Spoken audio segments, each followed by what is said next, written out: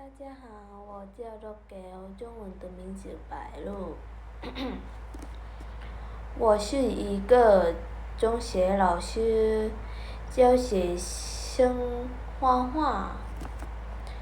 每次下课面，我都会把学生需要带的东西写在黑板上。